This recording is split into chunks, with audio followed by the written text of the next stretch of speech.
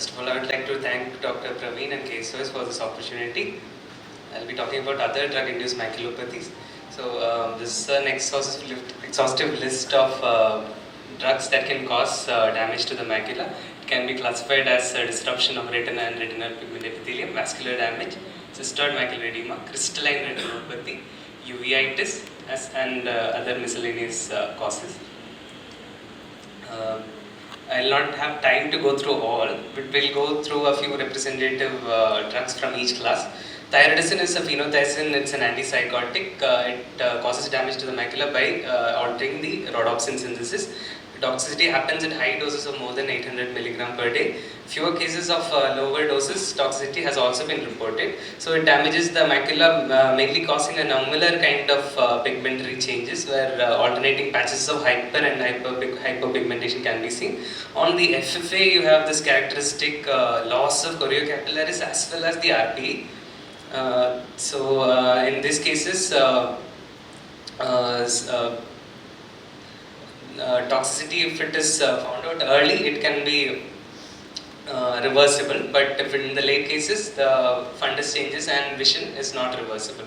Chlorpromazine is another drug in the same class. It is less toxic compared to thyroidazine. Toxicity happens at more than 2400 mg per day. Additional features are meiosis, paralysis of accommodation, and oculogyric crisis. Efroximine is a chelating agent used mainly in hemochromatosis. So this also causes a pigmentary retinopathy. It is more evident on the FAF rather than your fundus photos. There are patchy areas of hyper reflectivity on the hyper autofluorescence on the FAF, and the outer retina and RP shows this nodular lesions which later on go into atrophy.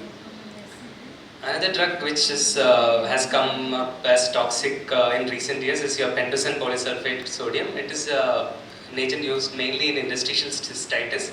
So it happens mostly in chronic exposure more than 15 years. So it also shows up as patchy areas of hyperpigmentation surrounding the fovea. Near infrared imaging is said to be picking up these lesions even earlier than OCT as well as FAF. OCT shows characteristically nodular hyperexcrescences above the RP, which later on go into RP atrophy.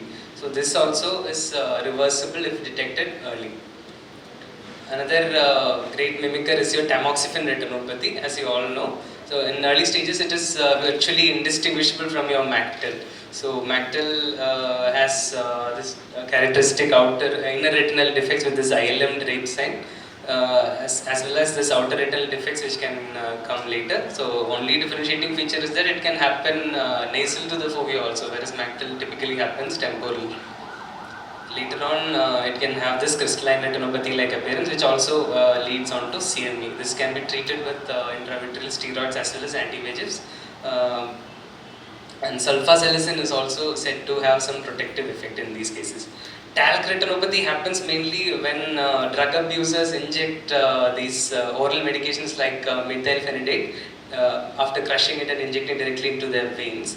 So these crystals go in and deposit in the arterioles of the retina at the macula as well as the periphery, and this causes micro-occlusions all over the retina and leading to a occlusive and ischemic retinopathy similar to your PDR. This can be managed, vascular complications can be managed with FFA and PRP, and even vitrectomy may be necessary in some cases. Canthaxanthin is a naturally occurring carotenoid used as a tanning and coloring agent.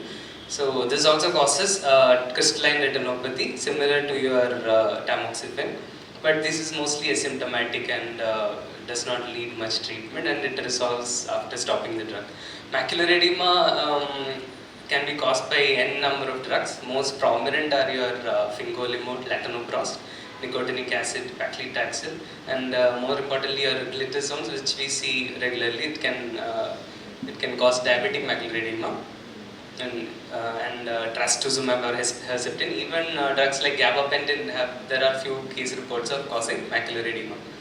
So typically these FFAs do not leak, especially in nicotinic acid and paclitaxel.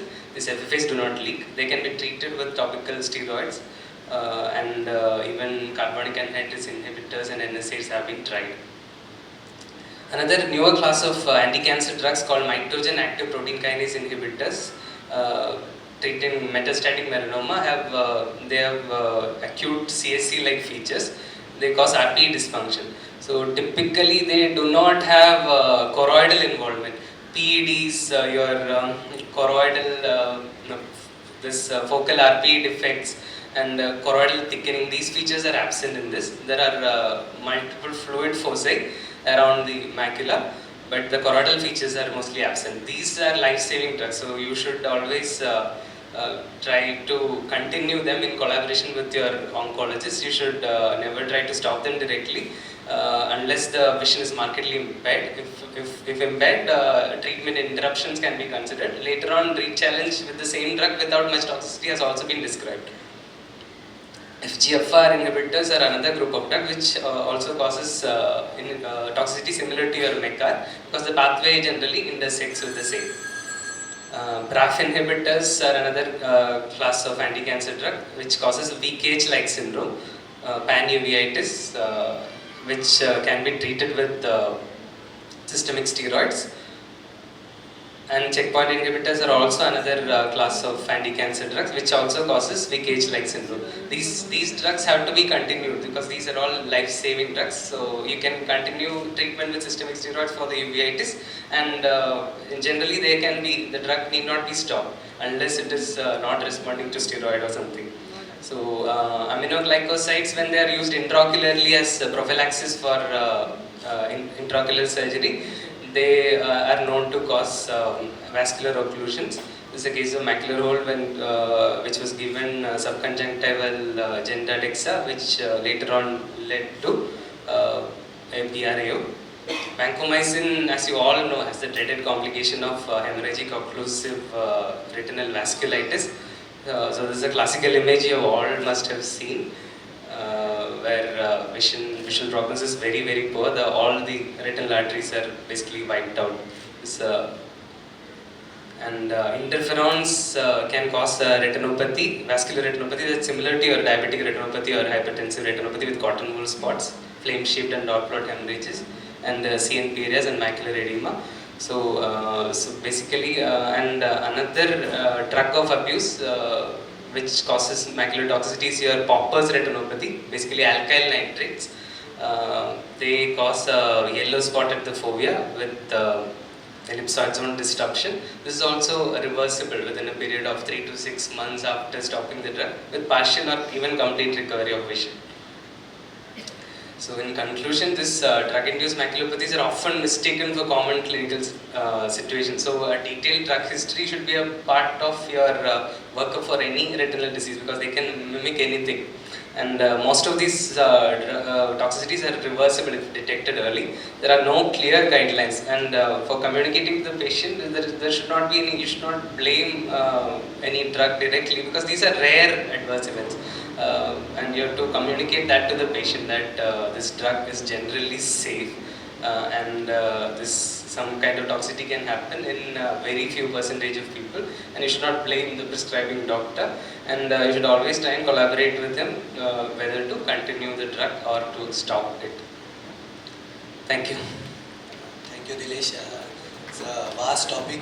You covered it in 6 minutes. Like moxifloxacin and all, which are less toxic to the retina, especially vitrectomy for these cases. So nobody uses these. If you have a macular edema medication on retazones, you can always try and communicate to your physician that this particular